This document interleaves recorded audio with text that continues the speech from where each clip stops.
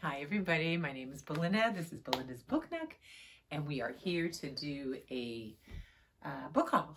I almost said Friday reads. I'm like, I do so many of those that now that's the only thing I can think of. But no, I wanted to share books that I have purchased. Now, it's not that we haven't been shopping. That's why I just haven't been doing videos. I kind of want to wait until I get a certain amount of books at least, and then I can show you them all at the same time. And these are books that I bought from January to February. Actually, March 1st, I think was the last, so it's a cutoff. But I'll call it January, February books. But first, I wanted to show you this. So this, remember I brought it so you can see it again. Remember I showed you the bag I got from Target? This is the t-shirt. And I'm kind of crazy lady. I always buy them. I wait till they kind of go on sale the second time. So I buy my size and then I buy a size bigger because sometimes these things, you know, in Target, they shrink really quick. So this is the larger one. So it's got room for shrinkage. And so, yeah, I wanted you to see this. And I don't know if I told you, I saved the little card this time so I could tell you the name of the person that designed this. And it says, "My name is Blue. I'm a graphic designer based out of North Carolina. I believe in the power of being your authentic self, and my goal is to design with that same sentiment." And it's Blue Black Boy B. So that's the name of his brand. And that's a little picture of him there. And this is his little design. So I like it. I wish they had done a black one, like a black shirt like this with it. And I think that's kind of cool too. So, but I do like the bright colors as well. It's happy. So, where to begin in our plethora of books? Let me start with the ones that you know that I have. This is one that I got earlier in the January. I got this one, and I read this one last month, and this is Mame by Jessica George, and I really liked it. And I still love the little cover in it, and it actually goes with what I'm wearing. It's nice and cheery. So we have that one. And then I think I told you about this one because this is one that I am reading with my sister, and that's Colson Whitehead's Harlem Shuffle. I got that one as well. So you did hear about that one. I won't tell you about those again because I know you've heard it, and that's been around a while. Another book that I got, and I almost read it for Black History Month, but then I realized I just didn't have enough time, and I really want to devote the time to this book because I feel like it's going to be one of those ones that it's going to be on my, you know, favorites list at the end of the year, especially for nonfiction. And it's a nonfiction. It's called, and I saw the way that I found out about this book, I think was, I was watching something on TV, I think. And I heard about this, and so I went and looked it up, and I was like, oh, I have to read this. And it's called Before Busing, A History of Boston's Long Black Freedom Struggle by Zebulon Vance Miletsky. And I believe he's a professor. And I'll just read a little bit, and this is what really kind of, you know, I don't know if this covers what caught my eye, but, you know, let me just read it to you. So this is, in many histories of Boston, African Americans have remained almost invisible. Partly as a result, when the 1972 crisis over school desegregation and busing erupted, many observers professed shock at the overt racism on display in the cradle of liberty. Yet the city has long been divided over matters of race, and it is also the home. It was also home to a far older Black organizing tradition than many realize. A community of Black activists had fought segregated education since the origins of public schools and racial inequality since the end of Northern slavery. It tells the story of men and women who struggled and demonstrated to make school desegregation a reality in Boston. And it reveals the legal efforts and battles over tactics that played out locally and influenced the national Black freedom struggle. And it gives credit to the Black organizers, parents, and children who fought long and hard battles for justice that have been left out of the standard narrative of the civil rights movement. I love stuff like that. I love things that help you reset and reframe and rethink about things, and just to be inclusive. So this one, I'm going to probably, I did read the sample, and that's why I also loved it. And then I went in and highlighted where I did in that sample.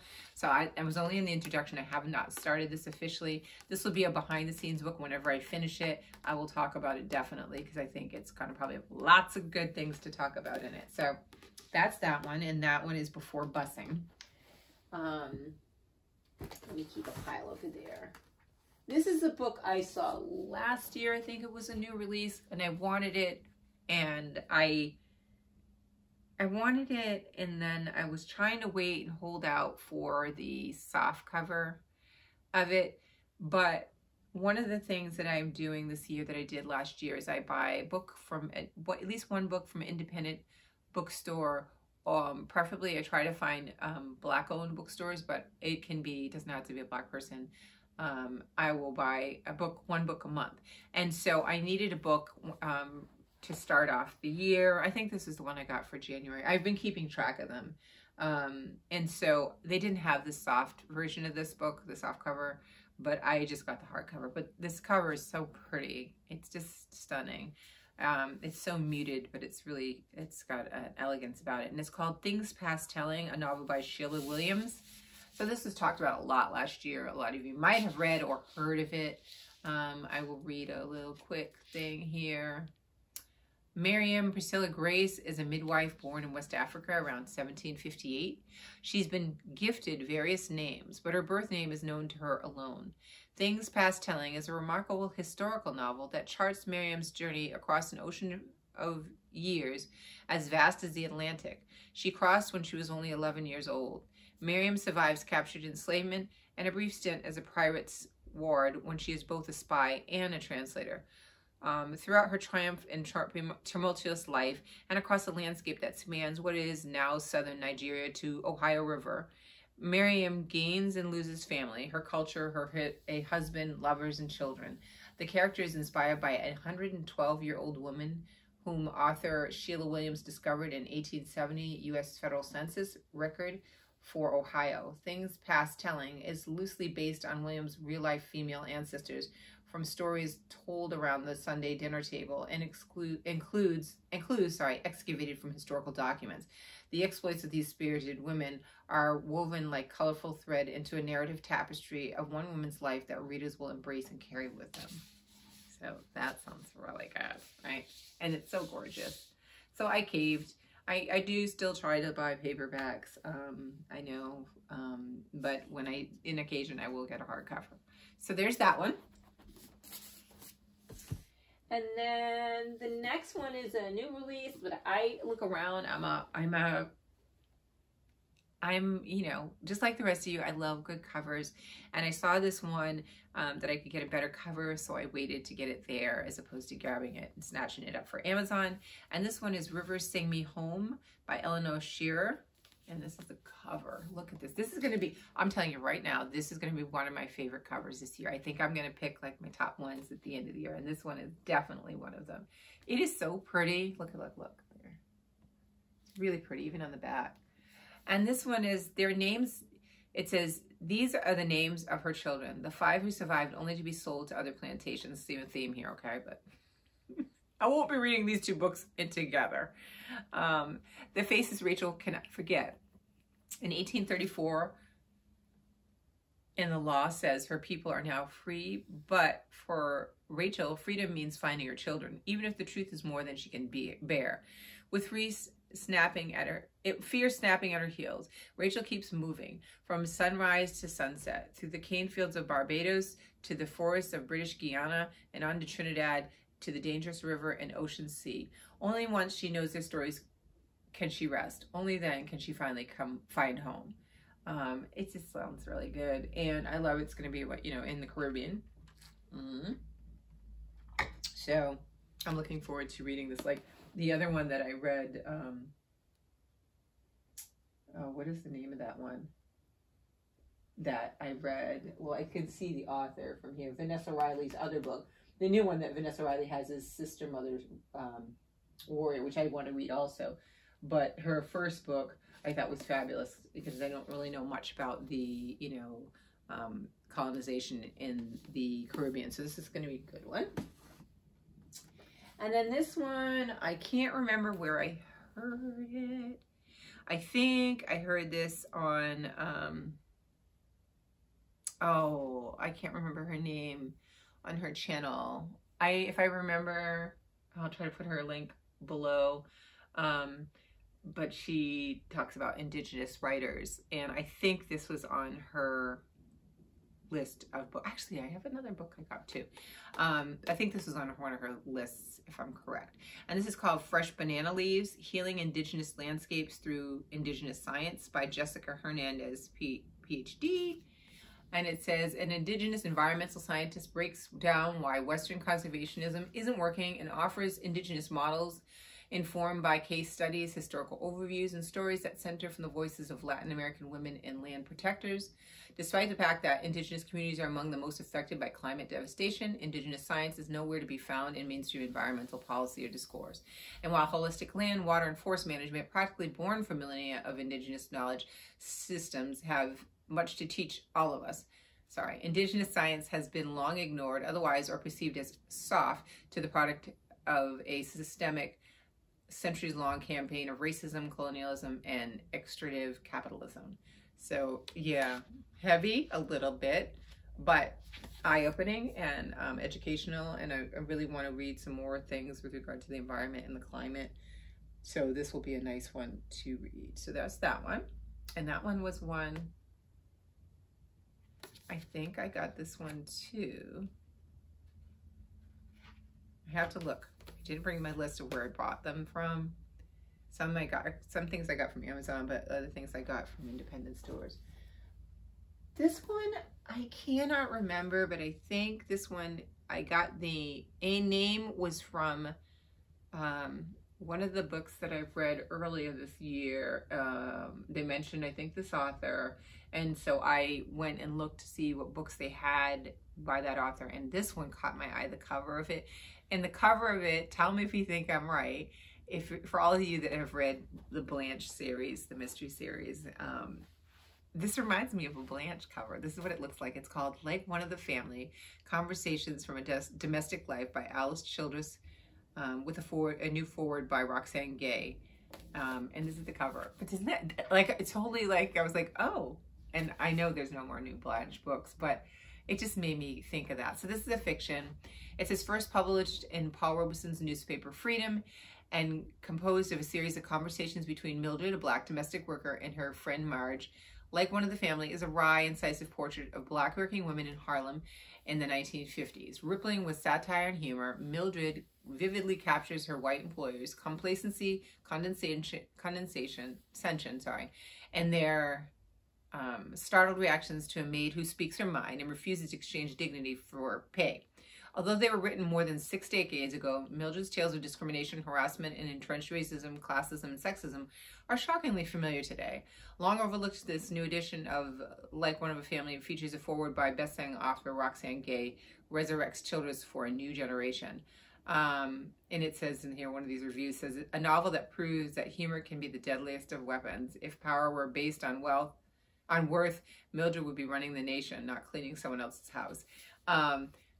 So this will go into, I'm trying to read more classics. This will go into my classics reads for this year. But yeah, so if you haven't heard of this one, it sounds like it's going to be very interesting. But it made me think of Blanche because, Blanche had a lot of attitude and she was also a domestic worker as well.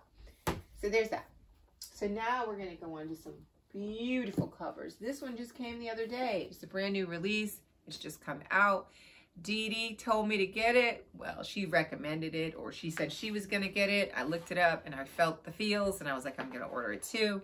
And this is Rose and the Burma Skye by Rosanna Amaka. And look at the cover.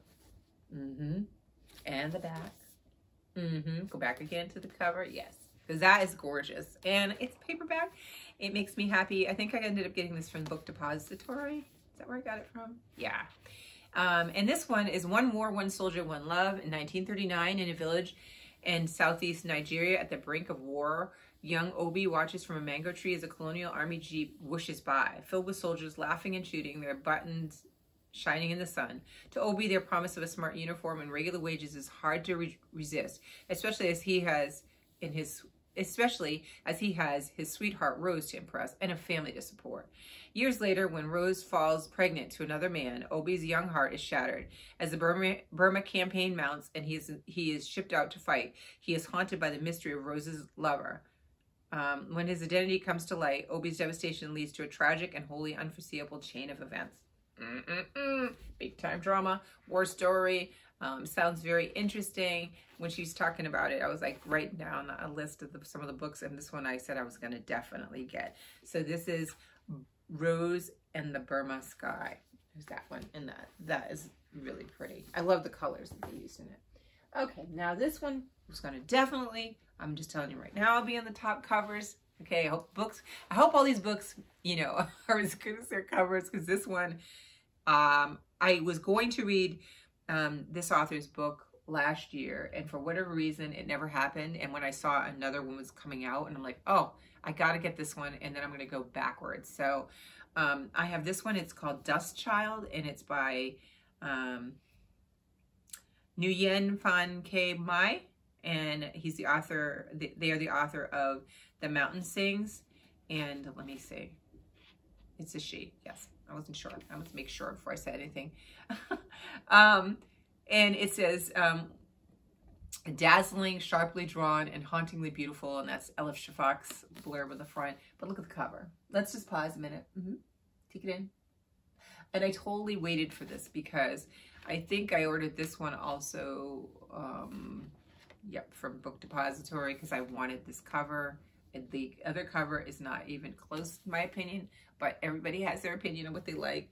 This one I wanted to wait for, and it came. It did not disappoint, and this is one I definitely want to read this year, and I want to read the other one. I'm going to read the back of this to you. It says, 4 lives entwined forever by decisions made in a time of conflict. But what happens decades later when they unexpectedly converge once more? It says, Trang and Queen sisters who leave their rural village for the bustling city of Saigon, desperate to find work to help their impoverished parents. When they take jobs as bar girls, paid to flirt with American soldiers, they must decide whether they are willing to turn their backs on people they used to be. And then we have Phong, one of the thousands of mixed-race children abandoned by their American fathers and Vietnamese mothers. Phong grows up surrounded by rejection, insulted as a Black American imperialist, and a child of an enemy. But he never gives up hope of finding his parents and proving he is more than a boudoir, more than the dust of life. And then there's Dan, a former American helicopter pilot, still plagued by regrets about his actions during the Vietnam War. Now he has returned in the hope of confronting the demons that refuse to fall silent. Set between the Vietnam War and the present day, Dust Child is a sweeping epic, family secrets and hidden heartache from the internationally celebrated author. Doesn't that sound so good? And this is so pretty. So this is going to be really, I have to be very careful. I don't want to ruin it, the cover. Yeah. But I'm excited to read this one so much. So there's that. And I have one more book near me. A new independent bookstore opened up. And I am so thrilled because it is like literally from my house, maybe 10-minute drive tops to get to it. They just literally opened up a few weeks ago, and I went in, and it's so lovely. Their children's section is like a dream. I am going to do, because they are open to publicity, I will eventually get over there and do a video so that you can see it, and I'll include it in the vlog so that you can see how pretty it is. But it's just like the perfect size, small town bookstore, but it has a very good selection of diverse books. So I was really pleased. So I ordered a book, I bought a book, and I bought 2 books. And this was one of them. This one is, it's called Week by Week Vegetable Gardener's Handbook. I have always kept like a journal, like a book that I have with regard to my garden. And on and off, I would add certain things into it. Especially with my vegetable garden, I lay them out. I have raised beds, as you all have seen in the video. And so this is nice because this one, I mean, I am now behind because these are things that they start early, like 12 weeks before the last day of frost, things like that. I am direct sowing most of my seeds like I did last year into the beds, so I would be able to skip some of that. But I like that it has like really like, you know, what you're supposed to do this week and how far out, and then it has little checklists, and it tells you different, you know, it refers to different plants that are, you know, you could start at that time, which I do remember some stuff, but sometimes it's always good to have some different, you know, input. And so I think I'm gonna try to keep some stuff in here. And then the other thing that I like in here is they have this section called waste to water, and we have an irrigation system that we're gonna install into those beds. We're gonna try. My husband bought it, so we're gonna try to do that this year. So I'm trying to see if this has some good tips for me too. But it's daily and weekly to-do lists, easy to follow lists to help you plan, plant, and care for productive organic vegetable garden. And you schedule every garden activity around your region's last frost date. So the lists work in every zone where your final frost is in February, whether it's in February or May. A customized gardening journal, write it, you know, that you can write your stuff in. So I'm kind of excited because I do really do a good job of, especially for the vegetable garden. I used to do a lot more with my flower beds, but now I kind of just, you know, put what I want wherever I want, and I usually know when I'm digging up bulbs and things like that, so I put them in the same places. So I'm excited about this. So this is the last book I have, and then the only other book that I have to tell you guys about, I did get an ebook. This will be for next month's Read So Lit book club. I may end up getting the physical, but this is Wild, Beautiful, and Free. Can you see it? Let's see if you can see it. Yeah. Make sure you can see it. I'm trying to look at the reflection to see if you can see it. This one is Wild, Beautiful, and Free by Sophronia Scott. And we read a book by this author. I believe I did it with her before. But this is going to be the April's book. So I'm kind of ahead. Well, they had a great sale on the ebook, so I snatched it. And I was like, I may still get the physical copy, because I do like when we have the discussions, like we talk, oh, on page such and such, it's kind of quicker to get to it than in here. But I am still going to keep this one in. I might read this at night and read the physical in the day or what have you. So there's that. So those are the books I got. Let me see. I'll do a little pickup of them. They're kind of a lot. So January and February. Now I need to slow down because we know I have a lot. So some of these will be going into my my book cart. I've already got some in there. I need to finalize that this month, because now we're just going to be ridiculous if we don't. But some of these will go into there, and that I want to make sure that I get to them. So these are the books. There they are. I know there's a lot of nonfiction in there. I thought about that. Well, actually, really, there's 2 nonfiction, and then the other ones are a little bit more serious. So I'm going to have to get some more light books for us to read this year too. Because I told you, I don't want to burn out like last year reading a lot of sad things or slavery tales. So I have to find some mixture of it. We'll see how we get with that. But I will be back and talk to you guys about other things at another time. I hope you guys are well, and I hope you enjoyed my book haul. And let me know if you have any of these books or if you're thinking of buying one. I'll talk to you soon. Bye.